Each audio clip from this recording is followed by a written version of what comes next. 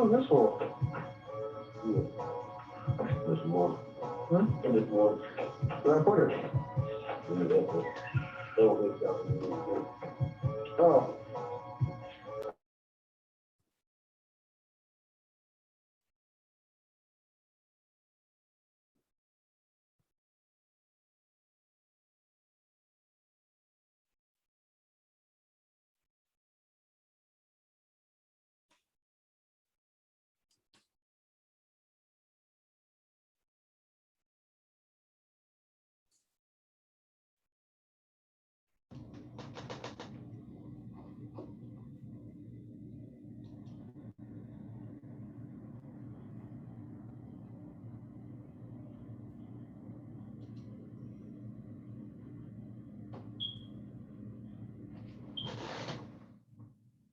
Hello? Yeah.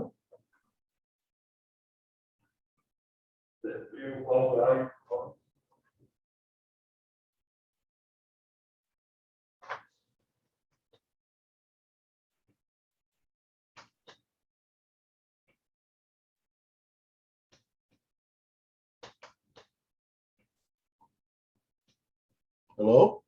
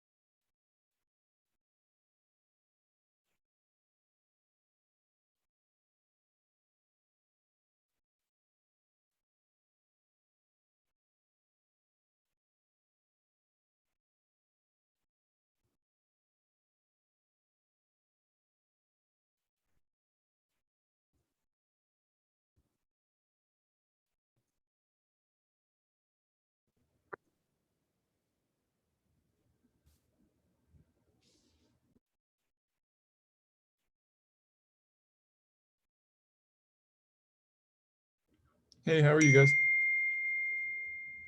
Doing good, Grant. How are you? Oh, I'm tired.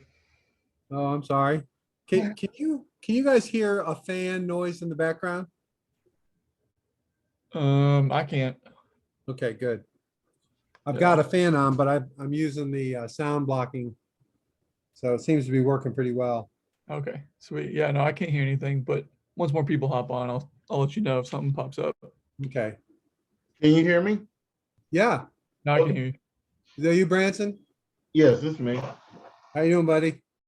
Doing fine. How about yourself? I don't know. So far, so good. Well, hey, Still kicking, still making noise, still bothering my wife, you know. yeah. As long as you wake up every morning, you're doing good. That's right. Sometimes I'm not sure I'm awake. Ah, I've been there many Yeah. years. It's all a dream. That's I hope that's, not the end of my life where some little thing comes across us. Ha ha, we were just joking. Oh, Wow. that would be so ironic. I would love something like that. I hope that happens.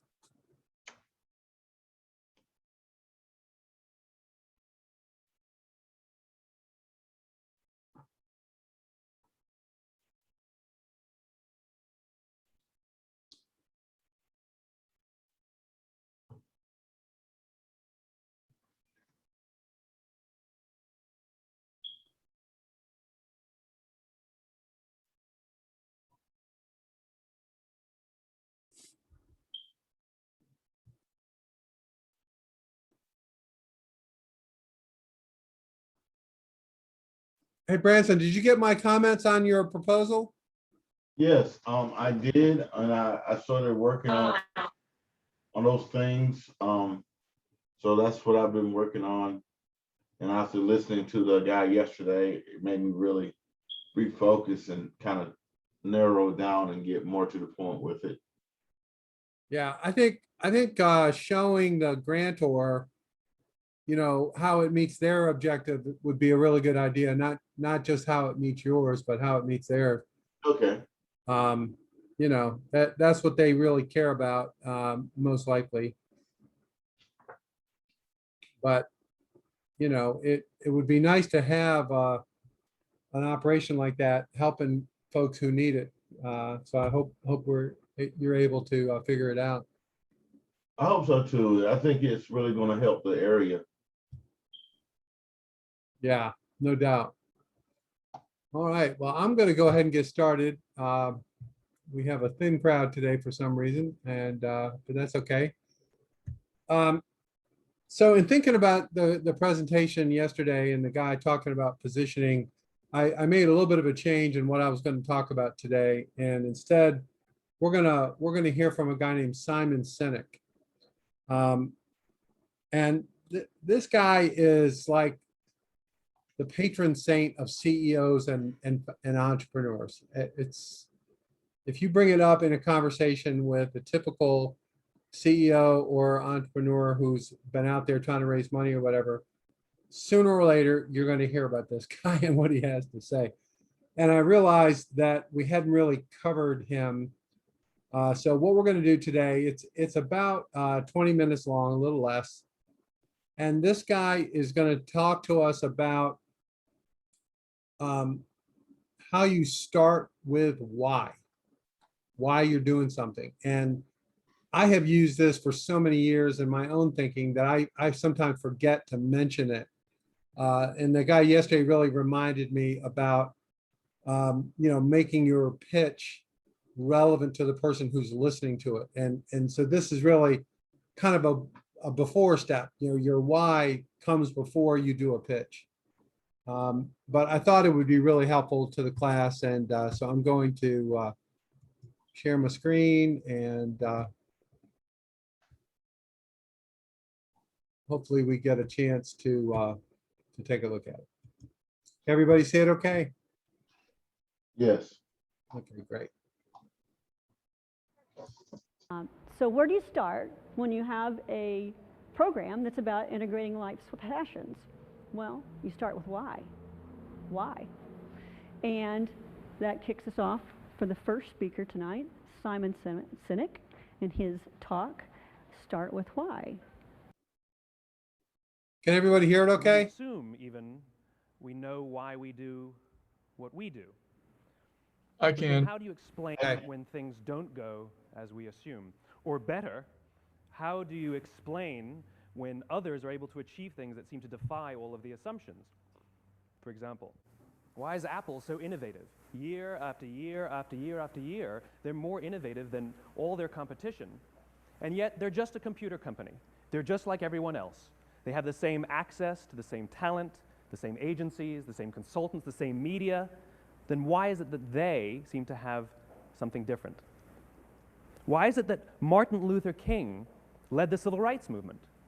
He wasn't the only man who suffered in a pre-civil rights America, and he certainly wasn't the only great orator of the day. Why him? And why is it that the Wright brothers were able to figure out controlled powered manned flight when there were certainly other teams who were better qualified, better funded, and they didn't achieve powered manned flight, and the Wright brothers beat them to it? There's something else at play here. About 3.5 years ago, I made a discovery, and this discovery profoundly changed my view on how I thought the world worked, and it even profoundly changed the way in which I operate in it. As it turns out, there's a pattern. As it turns out, all the great and inspiring leaders and organizations in the world, whether it's Apple or Martin Luther King or the Wright brothers, they all think, act, and communicate the exact same way, and it's the complete opposite to everyone else. All I did was codify it. And it's probably the world's simplest idea. I call it the golden circle.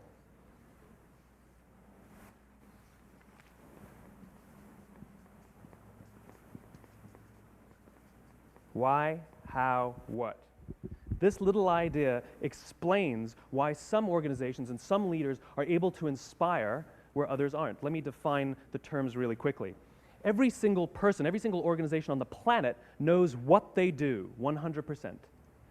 Some know how they do it, whether you call it your differentiating value proposition or your proprietary process or your USP. But very, very few people or organizations know why they do what they do. And by why, I don't mean to make a profit. That's a result. It's always a result. By why, I mean what's your purpose? What's your cause? What's your belief? Why does your organization exist? Well, as a result, the way we think, the way we act, the way we communicate is from the outside in. It's obvious. We go from the clearest thing to the fuzziest thing. But the inspired leaders and the inspired organizations, regardless of their size, regardless of their industry, all think, act, and communicate from the inside out. Let me give you an example. I use Apple because they're easy to understand and everybody gets it. If Apple were like everyone else, a marketing message from them might sound like this: we make great computers. They're beautifully designed, simple to use, and user-friendly. Want to buy one? Meh. And that's how most of us communicate. That's how most marketing is done, that's how most sales is done, and that's how most of us communicate interpersonally. We say what we do, we say how we're different or how we're better, and we expect some sort of behavior, a purchase, a vote, something like that. Here's our new law firm. We have the best lawyers with the biggest clients. We have, we always perform for our clients, do business with us. Here's our new car. It gets great gas mileage. It has, leather seats. Buy our car. But it's uninspiring. Here's how Apple actually communicates. Everything we do, we believe in challenging the status quo. We believe in thinking differently. The way we challenge the status quo is by making our products beautifully designed, simple to use, and user-friendly. We just happen to make great computers. Want to buy one? Totally different, right? You're ready to buy a computer from me. All I did was reverse the order of the information. People don't buy what you do, people buy why you do it. People don't buy what you do, they buy why you do it. This explains why every single person in this room is perfectly comfortable buying a computer from Apple. But we're also perfectly comfortable buying an MP3 player from Apple, or a phone from Apple, or a DVR from Apple. But as I said before, Apple's just a computer company. There's nothing that distinguishes them structurally from any of their competitors. Their competitors are all equally qualified to make all of these products. In fact, they tried. A few years ago, Gateway came out with flat screen TVs. They're eminently qualified to make flat screen TVs. They've been making flat screen monitors for years. Nobody bought one. Dell came out with MP3 players and PDAs. And they make great quality products, and they can make perfectly well-designed products, and nobody bought one. In fact, talking about it now, we can't even imagine buying an MP3 player from Dell. Why would you buy an MP3 player from a computer company? But we do it every day. People don't buy what you do, they buy why you do it. The goal is not to do business with everybody who needs what you have. The goal is to do business with people who believe what you believe. Here's the best part. None of what I'm telling you is my opinion. It's all grounded in the tenets of biology, not psychology, biology. If you look at a cross-section of the human brain looking from the top down, what you see is the human brain is actually broken into three major components that correlate perfectly with the golden circle. Our newest brain, our Homo sapien brain, our neocortex, corresponds with the what level. The neocortex is responsible for all of our rational and analytical thought and language. The middle two sections make up our limbic brains, and our limbic brains are responsible for all of our feelings, like trust and loyalty. It's also responsible for all human behavior, all decision-making, and it has no capacity for language. In other words, when we communicate from the outside in, yes, people can understand vast amounts of complicated information like features and benefits and facts and figures. It just doesn't drive behavior. When we communicate from the inside out, we're talking directly to the part of the brain that controls behavior, and then we allow people to rationalize it with the tangible things we say and do. This is where gut decisions come from. You know, sometimes you can give somebody all the facts and your figures, and they say, I know what all the facts and details say, but it just doesn't feel right. Why would we use that verb? It doesn't feel right. Because the part of the brain that controls decision-making doesn't control language. And the best we can muster up is, I don't know, it just doesn't feel right. Or sometimes you say you're leading with your heart, or you're leading with your soul. Well, I hate to break it to you, those aren't other body parts controlling your behavior. It's all happening here in your limbic brain, the part of the brain that controls decision-making and not language. But if you don't know why you do what you do, and people respond to why you do what you do, then how will you ever get people to vote for you or buy something from you, or more importantly, be loyal and want to be a part of what it is that you do? Again, the goal is not just to sell people who need what you have. The goal is to sell to people who believe what you believe. The goal is not just to hire people who need a job. It's to hire people who believe what you believe. I always say that, you know, there's if you hire people just because they can do a job, they'll work for your money. But if you hire people who believe what you believe, they work for you with blood and sweat and tears. And nowhere else is there a better example of this than with the Wright brothers. Most people don't know about Samuel Pierpont Langley. And back in the early 20th century, the pursuit of powered man flight was like the dot-com of the day. Everybody was trying it. And Samuel Pierpont Langley had what we assume to be the recipe for success. I mean, even now, you ask people, why did your product or why did your company fail? And people always give you the same permutation of the same three things. Undercapitalized, the wrong people, bad market conditions. It's always the same three things. So let's explore that. Samuel Pierpont Langley was given $50,000 by the War Department to figure out this flying machine. Money was no problem. He held a seat at Harvard and worked at the Smithsonian and was extremely well connected. He knew all the big minds of the day. He hired the best minds money could find, and the market conditions were fantastic. The New York Times followed him around everywhere, and everyone was rooting for Langley. And how come we've never heard of Samuel Pierpont Langley? A few hundred miles away in Dayton, Ohio, Orville and Wilbur Wright. They had none of what we consider to be the recipe for success. They had no money. They paid for their dream with the proceeds from their bicycle shop. Not a single person on the Wright brothers' team had a college education, not even Orville or Wilbur. And the New York Times followed them around nowhere. The difference was Orville and Wilbur were driven by a cause, by a purpose, by a belief. They believed that if they could figure out this flying machine, it'll change the course of the world. Samuel Pierpont Langley was different. He wanted to be rich, and he wanted to be famous. He was in pursuit of the result. He was in pursuit of the riches. And lo and behold, look what happened. The people who believed in the Wright brothers' dream worked with them with blood and sweat and tears. The others just worked for the paycheck. And they tell stories of how every time the Wright brothers went out, they would have to take 5 sets of parts because that's how many times they would crash before they came in for supper. And eventually, on December 17th, 1903, the Wright brothers took flight. And no one was there to even experience it. We found out about it a few days later. And further proof that Langley was motivated by the wrong thing, the day the Wright brothers took flight, he quit. He could have said, "That's an amazing discovery, guys. Now we'll improve upon your technology." But he didn't. He wasn't first. He didn't get rich. He didn't get famous. So he quit. People don't buy what you do, they buy why you do it. And if you talk about what you believe, you will attract those who believe what you believe. Well, why is it important to attract those who believe what you believe? Something called the law of diffusion of innovation. And if you don't know the law, you definitely know the terminology. The first 2.5% of our population are our innovators. The next 13.5% of our population are our early adopters. The next 34% are your early majority, your late majority, and your laggards. The only reason these people buy touch-tone phones is because you can't buy rotary phones anymore. We all sit at various places at various times on the scale, but what the law of diffusion of innovation tells us is that if you want mass market success or mass market acceptance of an idea, you cannot have it until you achieve this tipping point between 15 and 18% market penetration, and then the system tips.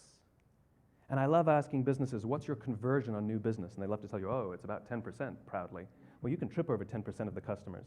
We all have about 10% who just get it. That's how we describe them, right? That's like that gut feeling, oh, they just get it. The problem is, how do you find the ones that just get it before you're doing business with them versus the ones who don't get it? So it's this here, this little gap, that you have to close, as Geoffrey Moore calls it, crossing the chasm. Because you see, the early majority will not try something until someone else has tried it first.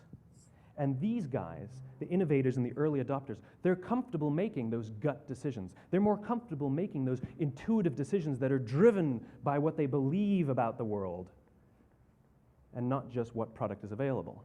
These are the people who stood online for 6 hours to buy an iPhone when they first came out, when you could have just walked into the store the next week and bought one off the shelf. These are the people who spent $40,000 on flat-screen TVs when they first came out, even though the technology was substandard. And by the way, they didn't do it because the technology was so great. They did it for themselves. It's because they wanted to be first. People don't buy what you do, they buy why you do it. And what you do simply proves what you believe. In fact, people will do the things that prove what they believe. The reason that person bought the iPhone in the first 6 hours, or stood in line for 6 hours, was because of what they believed about the world and how they wanted everybody to see them. They were first. People don't buy what you do, they buy why you do it. So let me give you a famous example, a famous failure and a famous success of the law of diffusion of innovation. First, the famous failure. It's a commercial example. As we said before a second ago, the recipe for success is money and the right people and the right marketing conditions, right? You should have success then. Look at TiVo. From the time TiVo came out about 8 or 9 years ago to this current day, they are the single highest quality product on the market. Hands down, there is no dispute. They were extremely well funded. Market conditions were fantastic. I mean, we use TiVo as a verb. I TiVo stuff on my piece of junk Time Warner DVR all the time. But TiVo is a commercial failure. They've never made money. And when they went IPO, their stock was at about $30 or $40 and then plummeted, and it's never traded above 10. In fact, I don't think it's even traded above 6, except for a couple of little spikes. Because you see, when TiVo launched their product, they told us all what they had. They said, we have a product that pauses live TV, skips commercials, rewinds live TV, and memorizes your viewing habits without you even asking. And the cynical majority said, we don't believe you, we don't need it, we don't like it, you're scaring us. What if they had said, if you're the kind of person who likes to have total control over every aspect of your life, boy, do we have a product for you. It pauses live TV, skips commercials, memorizes your viewing habits, etc., etc. People don't buy what you do, they buy why you do it, and what you do simply serves as the proof of what you believe. Now let me give you a successful example of the law of diffusion of innovation. In the summer of 1963, 250,000 people showed up on the Mall in Washington to hear Dr. King speak. They sent out no invitations, and there was no website to check the date. How do you do that? Well, Dr. King wasn't the only man in America who was a great orator. He wasn't the only man in America who suffered in a pre-civil rights America. In fact, some of his ideas were bad, but he had a gift. He didn't go around telling people what needed to change in America. He went around and told people what he believed. I believe, I believe, I believe, he told people. And people who believed what he believed took his cause and they made it their own, and they told people. And some of those people created structures to get the word out to even more people. And lo and behold, 250,000 people showed up on the right day, on the right time to hear him speak. How many of them showed up for him? 0. They showed up for themselves. It's what they believed about America that got them to travel on a bus for 8 hours to stand in the sun in Washington in the middle of August. It's what they believed, and it wasn't about black versus white. 25% of the audience was white. Dr. King believed that there are 2 types of laws in this world, those that are made by a higher authority and those that are made by man. And not until all the laws that are made by man are consistent with the laws that are made by the higher authority will we live in a just world. It just so happens that the civil rights movement was the perfect thing to help him bring his cause to life. We followed him not for him, but for ourselves. And by the way, he gave the I have a dream speech, not the I have a plan speech. Listen to politicians now with their comprehensive 12-point plans. They're not inspiring anybody. Because there are leaders and there are those who lead. Leaders hold a position of power or authority, but those who lead inspire us. Whether they're individuals or organizations, we follow those who lead, not because we have to, but because we want to. We follow those who lead, not for them, but for ourselves. And it's those who start with why that have the ability to inspire those around them or find others who inspire them. Thank you very much.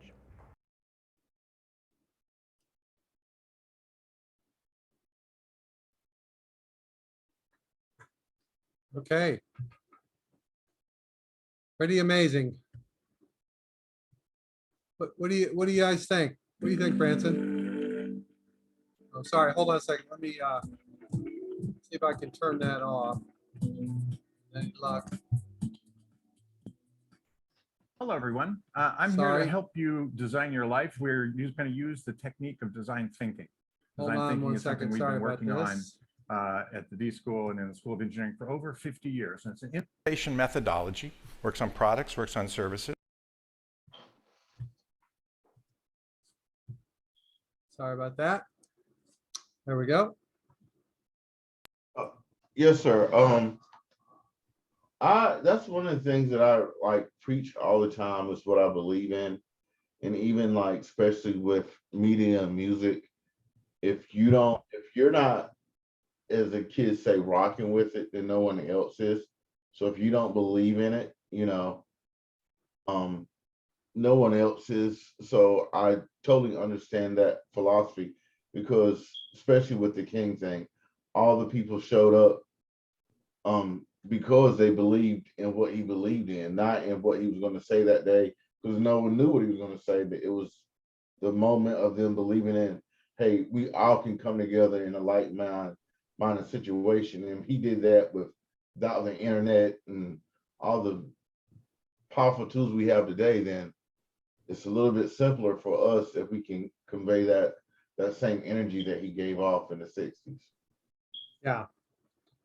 Well, I think one of the things that when you try to translate things from a level of Martin Luther King maybe down to your business or your idea, and you can translate it.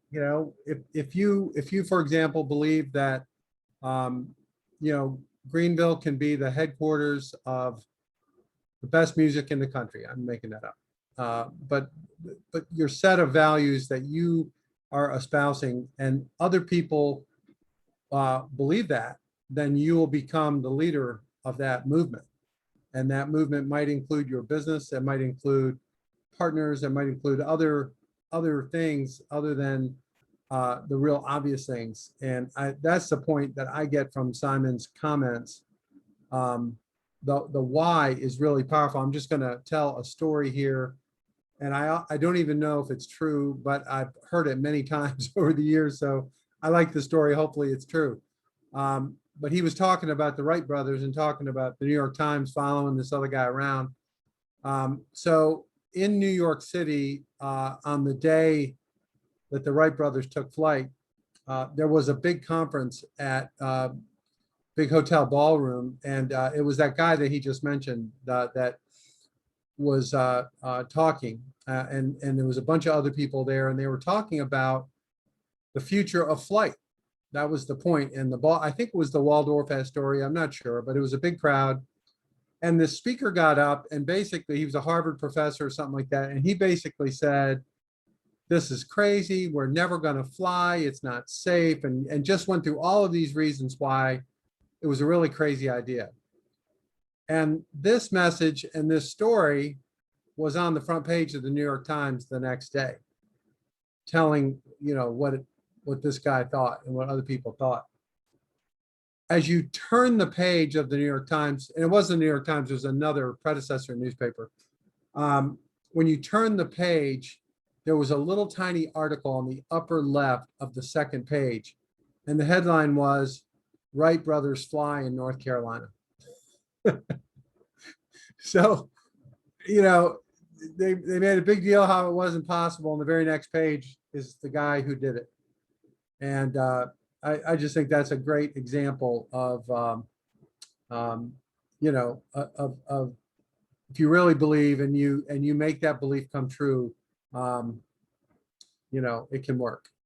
So, anybody else want to chat about it or have any thoughts? Grant, you have anything you want to add? Yeah, I mean, I think at least, I mean, I participated in the entrepreneurship challenge. So kind of seeing firsthand at like the different students who pitched and kind of entered and stuff, you could just see all the passion people had for their ideas. And even if it wasn't the best idea, I mean, you could just see that people were excited about it and wanted their idea to succeed. And I just think that passion is always gonna be better than money. So of course you can have an idea and sell it out to a big company or whatever, like whatever it is, like, Yeah.